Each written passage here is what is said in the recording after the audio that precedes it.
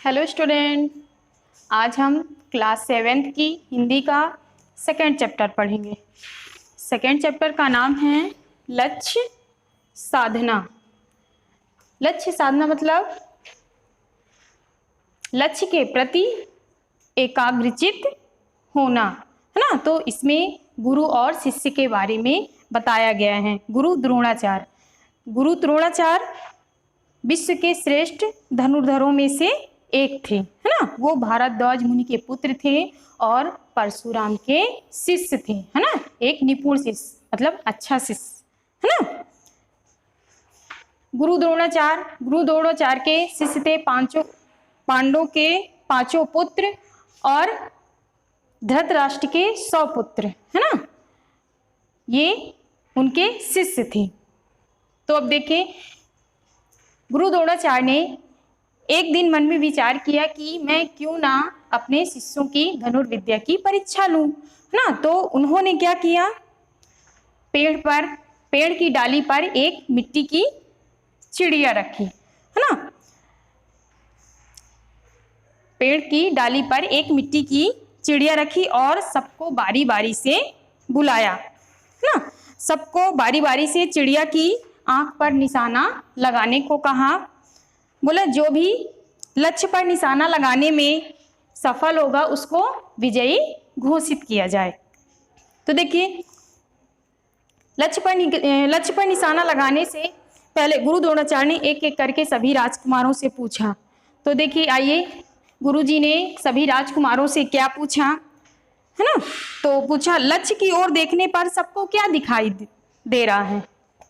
तो पहले किसने बोला, युधिष्ठिर ने कहा, मुझे आप, मेरे भाई और पेड़ उस पर रखी चिड़िया दिखाई दे रही हैं। तो गुरुजी क्या हो गए, क्रोधित हो गए, क्योंकि उसने सही उत्तर नहीं दिया था, है ना। फिर उन्होंने दुर्योधन से पूछा, क्या तुम पेड़ पर रखी चिड़िया देख रहे हो। तो दुर्योधन ने बोला, मैं आसमान, पेड़ और उस पर रखी चिड़िया देख रहा हूं।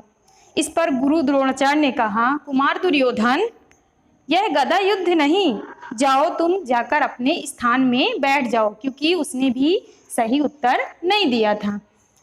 फिर अब किसकी बारी आती है, भीम की बारी। गुरु द्रोणाचार्य ने भीम को बुलाया और वही प्रश्न किया। भीम ने कहा, गुरुदेव मैं सभी लोगों को देख रहा हूँ। क्या कहा, गुरुदेव मैं सभी लोगों को देख रहा हूँ। गुरु द्रोणाचार्य बोले, भीम निशाना लगाना तुम्हारा काम नहीं, जाओ तुम अपने भाइयों के पास बैठ जाओ। तो गुरुदेव का आदेश मानकर वह जाकर अपने स्थान पर बैठ गया।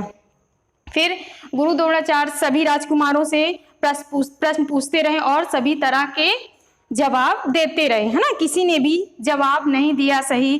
कोई ने कहा मुझे चिड़िया दिखाई दे रही, कोई कहता है पेड़ दिखाई दे रहा है ना। किसी ने भी सही जवाब नहीं दिया।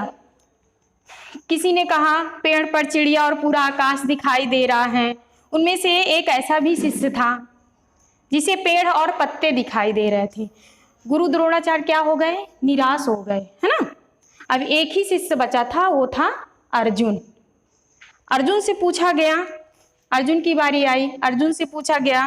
गुरु द्रोणाचार्य ने अर्जुन से पूछे, अर्जुन तुम्हें क्या दिखाई दे रहा है। तो अर्जुन ने कहा, ना मैं आसमान देखता हूँ, ना पेड़ को, ना पत्तों को और ना यहाँ के उपस्थित लोगों को, मुझे तो केवल चिड़िया की आंख दिखाई दे रही।